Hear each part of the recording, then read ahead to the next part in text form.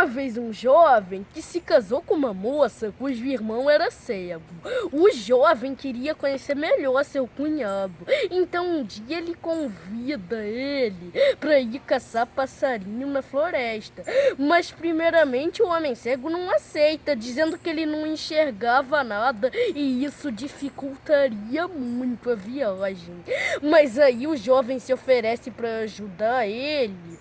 E ele também lembra que tem muita habilidade auditiva e acaba aceitando. No caminho, o homem cego foi percebendo um monte de coisas que o homem cego que o jovem não podia perceber. Os sons que os animais da floresta faziam. Ele dizia: olha, ali tem um pássaro se preparando para voar. Olha, tem um javali escondido ali. E eles foram conversando sobre essas coisas até que finalmente encontraram um lugar bom para caçar os passarinhos. O jovem colocou sua armadilha cuidadosamente num lugar e começou a camuflá-la com um monte de folhas e não teve o menor cuidado com a do cego. Mas o homem cego não podia enxergar, então pensou que ele tinha tido cuidado com a dele também. Mas ele não tinha, porque a floresta estava calor e ele estava com pressa para voltar para casa e passar um tempo com a esposa. Aí aquele dia de caçada se encerrou e eles voltaram no dia seguinte para saber se tinham pego alguma coisa. E o homem cego já podia dizer que eles tinham pego quando eles ainda estavam longe. Só que o jovem havia pego um pássaro muito simplesinho, que não se comparava ao pássaro do homem cego, que era colorido, como se estivesse voando e sido manchado pelas cores do arco-íris. Então o jovem ficou com tanta inveja que resolveu trocar os pássaros discretamente, sem que o homem cego percebesse. E a princípio o homem cego não falou nada. No caminho de casa, eles pararam para descansar na sombra de uma árvore. E o homem cego era muito sábio, então o jovem foi fazendo um monte de perguntas para ele que sempre haviam lhe incomodado. A primeira que ele fez foi: por que os homens brigam? O homem cego ficou um tempo calado, depois levantou-se calmamente e deu a sua resposta. Os homens brigam porque fazem uns com os outros o que você acabou de fazer comigo. Nessa hora, o jovem se sente tão envergonhado que ele resolve devolver o pássaro colorido para o homem cego. Então ele bota a mão no seu bolso, devolve o pássaro para o homem cego e o homem cego então sorri. Depois ele fez outra pergunta para o homem cego sábio. E como é que os homens fazem as pazes depois de uma briga? Ora, é só eles fazerem justamente o que você acabou de fazer comigo. Eles fazem as pazes dessa maneira. E esse é o fim da fábula africana que eu queria contar para vocês. Um homem cego pega um pássaro. Obrigado por terem assistido. Oi, amigos! Hoje eu vou contar a história de Pralada e de Nishinradeva. Era uma vez um rei muito demoníaco chamado Hiranyakashipu.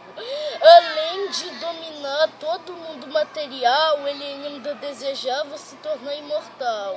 Então ele foi para a floresta praticar austeridades e ficou muitos e muitos anos na ponta dos pés com os braços esticados.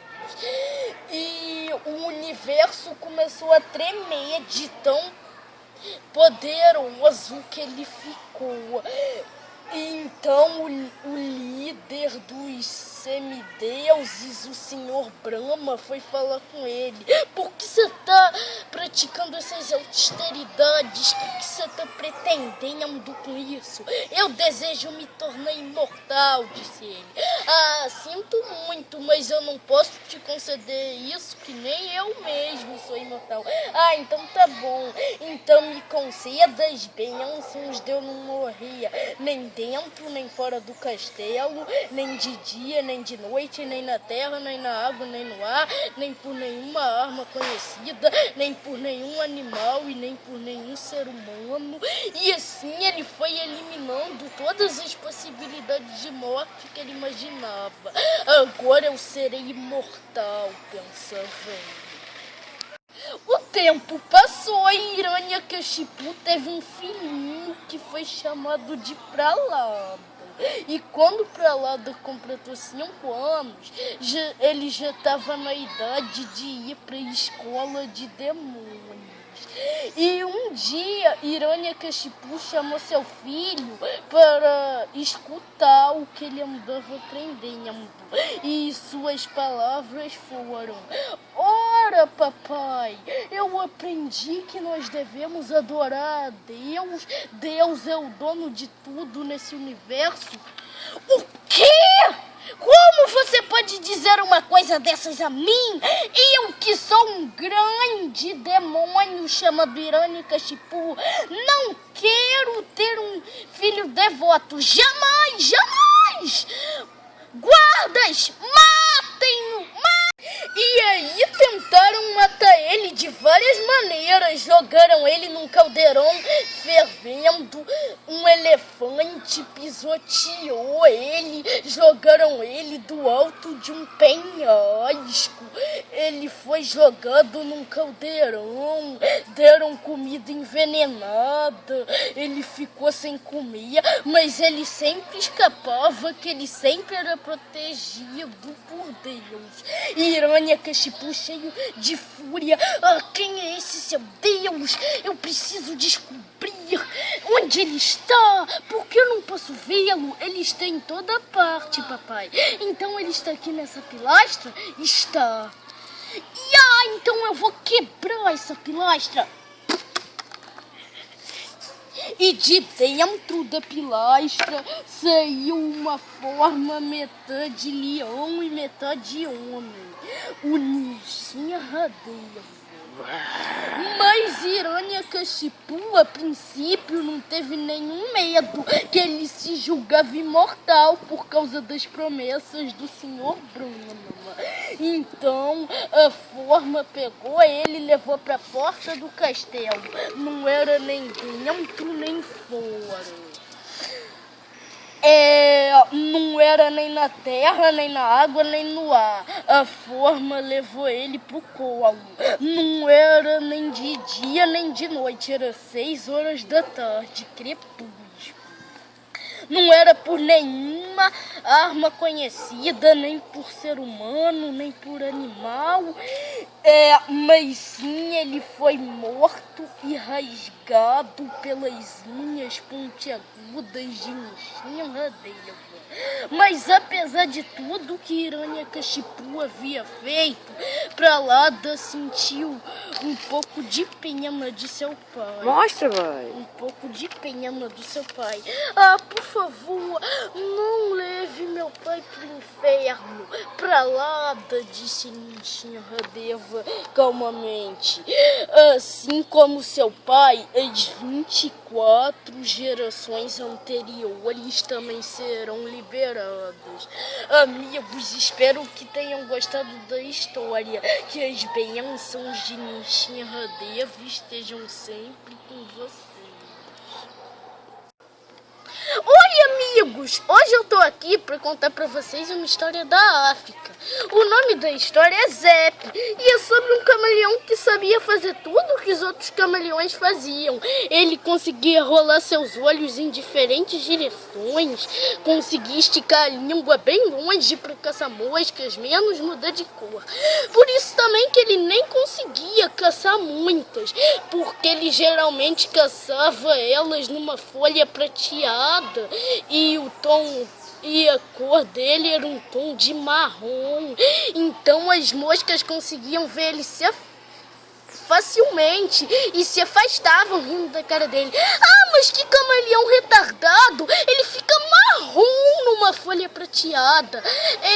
Mas foi numa dessas caçadas que uma voz disse pra ele assim: qual é o problema? Eu não posso mudar, Kenneth respondeu. Ah, e quem falava com ele era uma linda camaleoa, cujo nome era Kiki. E ele respondeu: eu não posso mudar, estou verde de inveja. Você não parece, ela respondeu. E eu vou lhe dizer o que você parece. Você parece muito bonito. Kenneth, nesse momento, se sentiu tímido e ao mesmo tempo sentiu um calor no corpo. E de repente ele manteve um olho em Kiki e o outro ele ficou olhando para si mesmo. Ele havia ficado vermelho.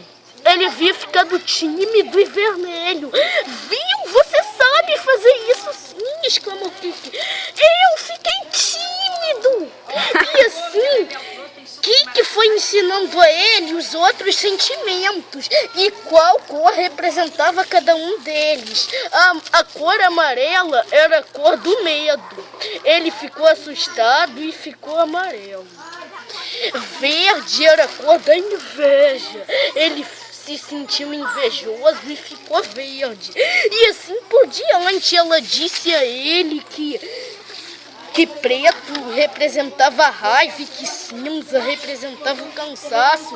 E teve uma hora que ela disse pra ele assim: agora tem de ficar azul. E ele disse: não, depois que lhe conheci, azul é uma cor que jamais ficarei novamente. Agora vamos caçar moscas.